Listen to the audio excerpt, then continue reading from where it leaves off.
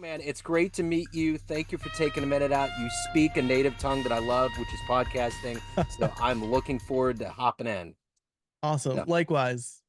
so let's begin the journey here with 4 years ago, this pandemic, which is when podcasting blew up, which to me still seems weird that it's this very hip thing that's in the media, it's in movies and TV. It's the big thing for good reason.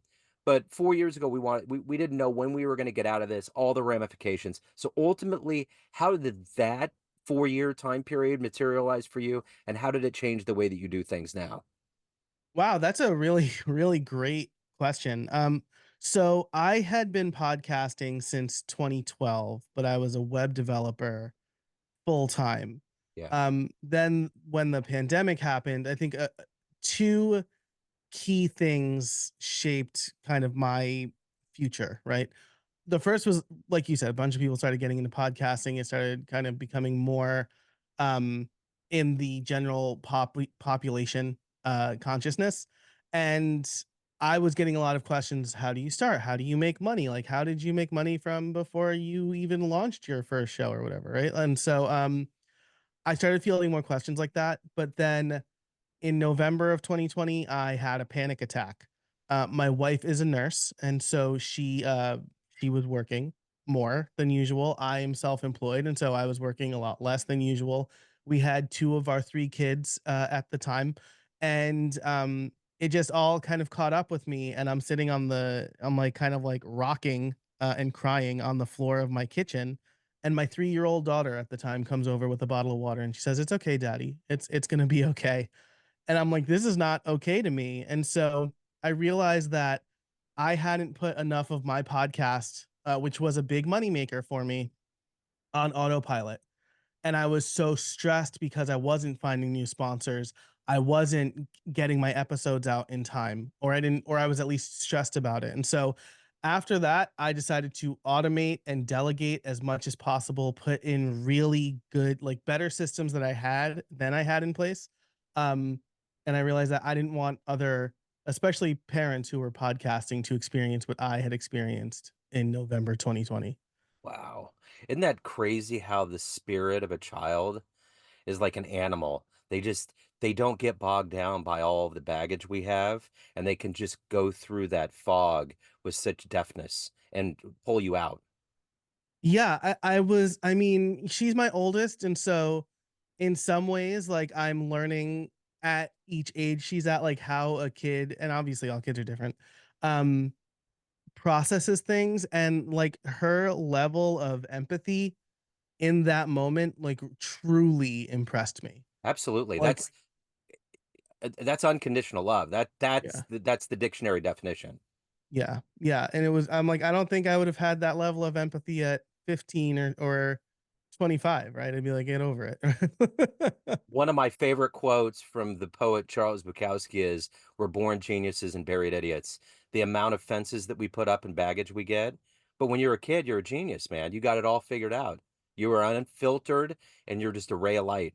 So, Yeah, it's funny you say that because I read something that like shook me to my very core a couple years ago, that the level of genius level or the amount of genius level creativity in like 4 to 6 year olds is like it's in like 90% of kids ages 4 to 6. And by the time they're 14, that drops to very low teens or like even single digits. And that like really scared me because I'm like, so what, school and life just like yeah. destroys creativity? That like physically hurt me. Unless you really work at it, you know what I'm saying? It's Yeah. something you have to consistently. It's why they always say you got to read and you got to continue to educate. There's so many things that you can do because at the end of the day, the brain's a muscle. It's just like your body. When people are working out and doing their thing, you can do the same thing with your brain and maintain. Like even with painting, I paint too. And I've read stories where in senior centers, they'll do watercolor classes. And it's not because they want to become the next Van Gogh. It's because they're keeping those dendrites and those synapse avenues from snapping. And they're just building them, building them, building them. And their brain's getting stronger and they're just happier, and it just makes their vitality.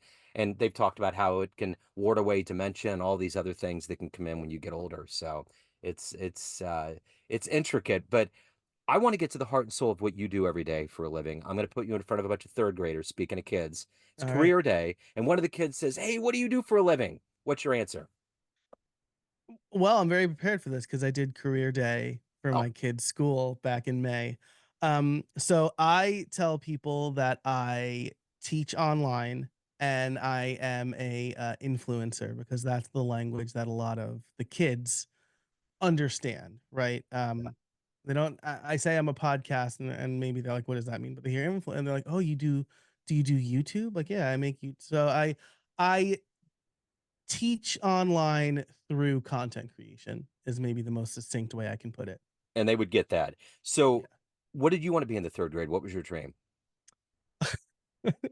A priest, which is wild. I went to Catholic school my entire from pre-K through grad school.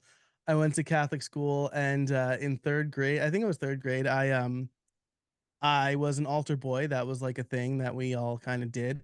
And I thought the next this is how my brain works. I'm like, well, the next logical career step for altar boy is priest. And it wasn't until maybe like 7th, 8th, or 9th grade that I was like, you don't. My parish was a Carmelite parish, and they take a vow of poverty. And I'm like, I want to make money, and so I abandoned my hopes of. I would be a terrible priest, by the way, um, of priesthood, and I got into computers around that time. Yeah. Well, and girls and all that stuff. It's like, you just there's so many things that go into it that you have to sacrifice, you know. Yeah. So, Yeah, right, and, I mean, I don't know how devout I am these days, but, I'm probably like a buffet Catholic maybe, like, I pick yeah, and choose the things I like, sure. but if I'm making it faith-based, then I found my calling in raising a family and getting married and raising a family, and hopefully raising some good humans to put more good out into the world. Absolutely. Totally. So, let's go to the beginnings of your life. You said you're from New York. How did this podcasting world become your career, become your passion? I'm a very extroverted person. I really thrive on personal relationships and being around people. And in so I was out at like a kind of like a camping thing with a bunch of my buddies, and we're all talking about stuff. And I noticed that they know a lot more about things outside of their area of expertise than I did. And I'm like, how do you know all this stuff? And they said podcasts. So started listening to a bunch of podcasts. Everybody who listens to one probably at some point thinks I could do this. And so I gave it a try. It didn't work. It was just like me and a bunch of dudes talking about things we didn't know anything about. Classic early 2010s podcast, I think. Yep. Um, but then in 2016, I got married. I moved away from, I was living in Scranton at the time where like all of my friends were, and I worked at the University of Scranton. We moved away. I got a remote job, and so now I'm a little bit more isolated. I'm away from my friends and family. I'm away from a job where I actually go in and see people, and I decided to start a podcast for what was at the time my side hustle, which was like doing like creating online courses. And so I was talking to people who were building things in the WordPress and web development space, and that was my window into extroversion and conversations. And I think they say timing is everything, and I think I hit at the right time. I was offering a different perspective from what other podcasts in that same space were offering. I was already well known in the WordPress space, and so I was able to get sponsors early on. So the show grew, it was making money, and other people who had aspirations of doing a podcast that didn't set money on fire for them were coming to me. And I thought, oh, this is a lot more rewarding for me than just like pushing a bunch of code. So I decided to, with a push from a few of my friends, um, move from web developer to podcast coach. So what was the first podcast that hooked you in? Were you because it's like a book or it's an album. There's this thing that will grab you. What was that for you? How It was Stuff You Should Know by How Stuff Works. Yeah, that's a great I one. Yeah, I loved that pod because like I'm a generally curious person anyway. And I loved that I'm big on like your podcast should have a mission statement. And even if it's not explicitly stated, their mission statement is pick a topic and go deep on it. Right. And it's like every week, well, twice a week, I knew I could get an episode about something I knew nothing about and get a bunch more information on it. So I loved that show. That was the one that like really hooked me. There's always one. There's always one. Um, who's been a hero for you? Who's been an inspiration for you in your career? Wow. Well, I'm gonna say a couple of people. I think John Carmack, who founded ID Software. Um, and so like he was like the primary programmer on Doom and like revolutionized like side-scrolling video games. Okay. Um, I was a big programmer and I read Masters of Doom and it was great. And just like his dedication to his craft was something that really inspired me. Um, my dad, because he has always been supportive of me, even if he didn't. Even my dad's like a boomer, Yeah. and he didn't really understand the well. I don't want to work for someone else. He was like, work for someone for 30 years, get a pension, retire. And even though he doesn't under or well, he didn't. He does now, I guess. He didn't understand that really, especially as I'm leaving college. He still like gave me my first investment into the business and bought my first computer, um, and kind of trusted my instinct. Um, and then today, I got to go. And I don't know if people are going to hear the pre-show, but we were talking about the Yankees. Aaron Judge, because in a world where there's a lot of showboating, right? There's people hitting the baseball and watching it and flipping the bat.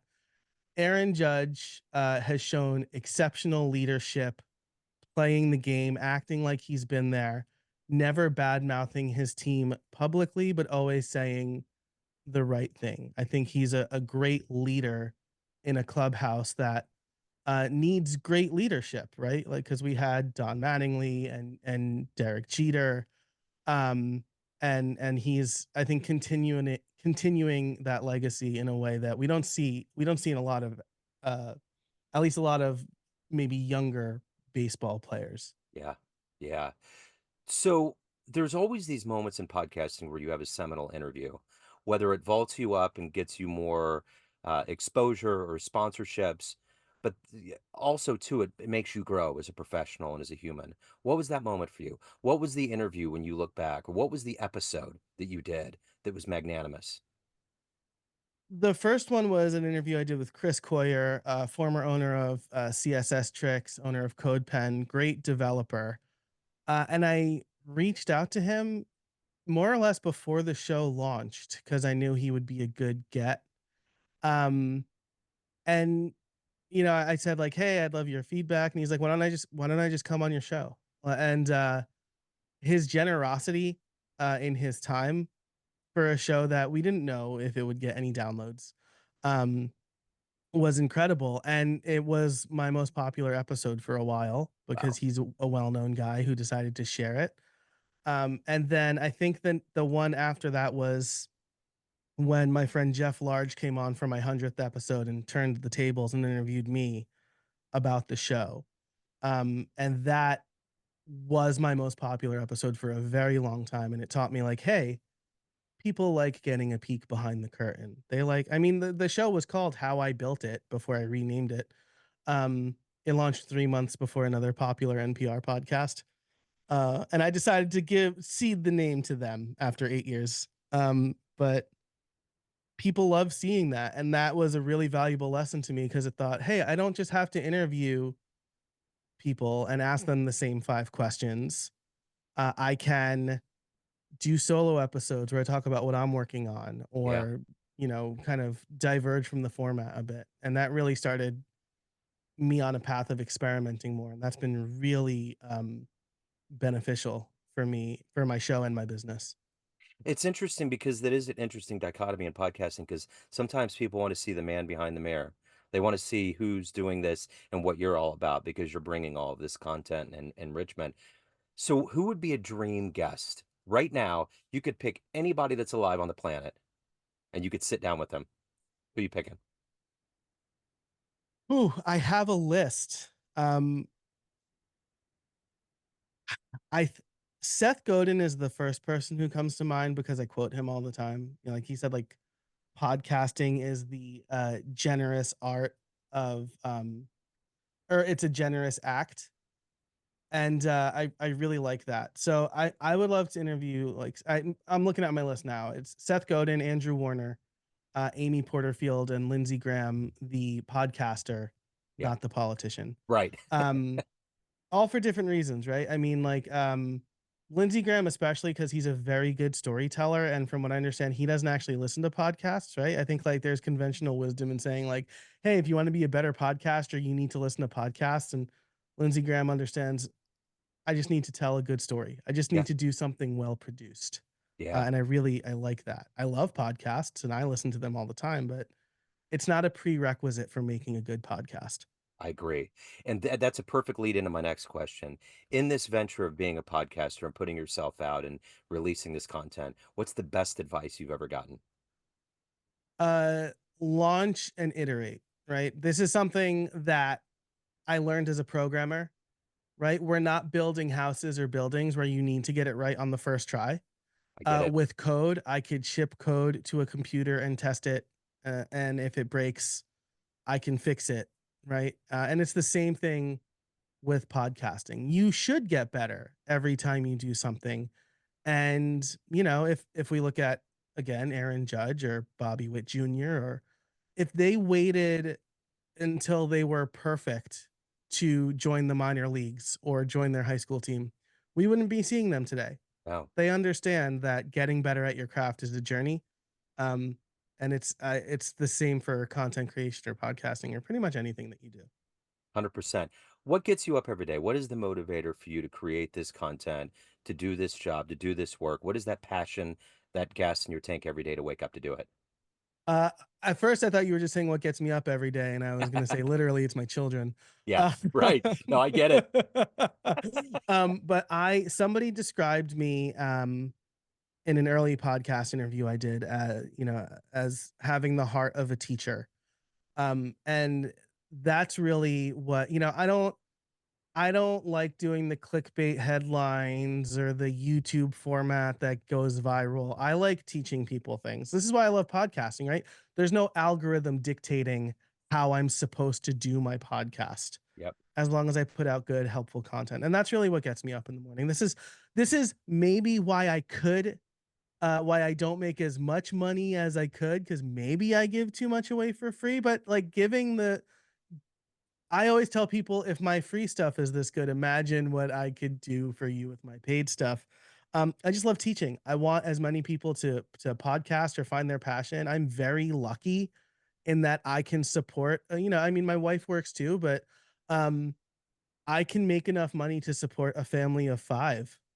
Uh, Making content online, it's crazy, and I want as many people to do what brings them joy as possible, right? I don't want them to be, like, stuck at a desk and hate their job for the rest of their lives. Yeah, 100%. Well, I think the interesting thing about the podcasting world is that when you do this, you've truly found a calling.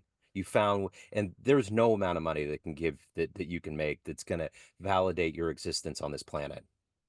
Yeah, that's exactly right. Like, actually, my daughter fell while we were on my youngest, she's 2.5, and she's crazy. And she, like, fell while we were on vacation, and we had to take her to urgent care, and she's fine, but I took her to our orthopedist now that we're back, and, the doctor was like, "Hey, do you need like a note for work or anything?" And I thought, like, man, that sucks. If you need a note for your boss to take your kid to the doctor, I wouldn't survive in that world. Like, I think I'm completely unemployable now. And I'm so lucky for Yeah, that. that's a great quote. That's a really good quote.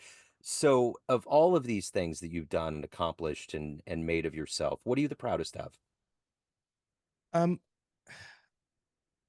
this is gonna sound corny and weird, but I married up. Uh, I When I was 25, I was like, I don't care if I'm married and have kids by the time I'm 30, as long as I'm a millionaire. And then I started dating my wife when I was 26, and I was like, that's the opposite. And I say that because she has been so supportive of me, and I wouldn't be able to do what I'm doing today without her support. Like, I left my agency job with a steady paycheck and insurance when our daughter was 3 months old and she was going on to unpaid maternity leave. And she was like, "Yes, you need to, like, you are so unhappy at your job, you need to do this." And then last year, um, when like sponsorship money dried up and I realized that most of my business relied on it, and I was like, I don't know if I'm going to be able to do this. Like I might have to find a real job, quote unquote real job. She was like, "No, you can do this." She's like her support is why I'm not employed by somebody else today. So I think like without her, I wouldn't be doing any of this. So let me ask you this. If you had a dream tonight, ran into the 18-year-old version of you could give that young version of you a piece of advice based on this life you've led, the wisdom you've gained along the way. What advice would you impart on that young version of you? Stop thinking that you already know everything. Uh, this is maybe a curse of teenagers, right? Like I've Yep. heard other people say, like I remember when I was a teenager and I knew everything, and like you two famously, like in one of their songs off of the atomic how to dismantle an atomic bomb says like the more I see, the less I know. Yeah. But like when I was 18, I got a lot of advice, and I was like, I don't need that advice. And now that I'm almost 40, I'm like, that was good advice that I probably should have followed. And Yeah. so maybe 18-year-old me would be like, what do you know, old man? Um, but that's what I keep it be more open-minded and Dig you it. will be better off. Totally. So at the end of the day, Joe, everyone has a perception of you, family, friends, all of your fans, everyone that you work with, but you ultimately run the show. What's your perception of you? Who do you think you are? I think I am a confident, uh, somewhat of a know-it-all still, even though I would give my 18-year-old version that advice, who cares deeply about the things that are most important to him. So like I care deeply about my family. I care deeply about like the safety of my family and other people to the point where like every time I see someone on their phone while they're driving, I get um uh not unreasonably annoyed, but definitely like too annoyed for the situation, right? They're Right. gonna drive by me and in 8 seconds I'm not gonna see them and they don't even know I exist. And I'm gonna be stewing about it for at least a few minutes. But it's because like that same passion is also what allows me to run a successful business and help people. Yeah. So I'll take the good with the bad there. So you can get into a time machine when we get off this call and go back in the history of sports and see one game with your own eyes. Where are you going? Oh my gosh. You weren't ready for that. I was not there's so many. The first thing that came to mind is Don Larson's perfect game in the Oh, yeah. 1956 World Series. Yeah, good choice. I have a signed picture of that on my wall. So like I look at that like final moment every time. Um I gosh, I think it's either that or Babe Ruth's called shot, right? Yeah. Those are I think the two I would pick. You're not If gonna I had to like pick, yeah, what's that? I think if I had to pick one, it's probably Babe Ruth's called shot. There's like a lot Yeah. of lore around that. Like, did he actually do it? And so, Yeah. You're not gonna like mine. I when I was a kid, after the Royals won in '85, yeah. my dad grew up in Long Island, so I was a Mets fan. If I could see that ball going between Buckner's legs and be at that moment, Oh, I see that. I love that. I would love that, right? I oh, mean, like dude. my passion, my hate for the Red Sox has diminished a little Oh, bit since let's say that's 2017. right. Yeah. Yeah, they drubbed us pretty good last night. There man, Red Sox fans show up in Kansas City. That whole stadium sounded like Fenway. So, yeah, it It's was wild. they're on well, I mean, at the beginning of the year, you would have thought they were like in a rebuild year, Yeah, but and now now they're surging for sure. yeah, they're Man, something Joe, else. yeah, so let me ask you this. If anyone wants to reach out, listen to your show, if anyone wants to hire you, any of the good business, where do they go? Yeah, so you can head over to casabona.org. There's I have a free resource on that page, but there's also like everything about me and my social medias and stuff like that. I think that's the best place to head over to. Cool, man. Joe, this has been a delight, man. I'm glad we ran into each other. Keep on doing the good work. It's always so good. I feel sometimes I think when you're doing podcasting, you feel like you're in a vacuum, and people don't understand this language and the process, and there's a lot that goes into it. So it's always so good to run into like-minded podcasters out there. So yeah, keep doing the good work, man. Thanks so much. This has been great. You're a great interviewer. This was such a fun conversation. So thank Yeah. you so much for having me Oh on. yeah. Thank you, man. Yeah. Thank you.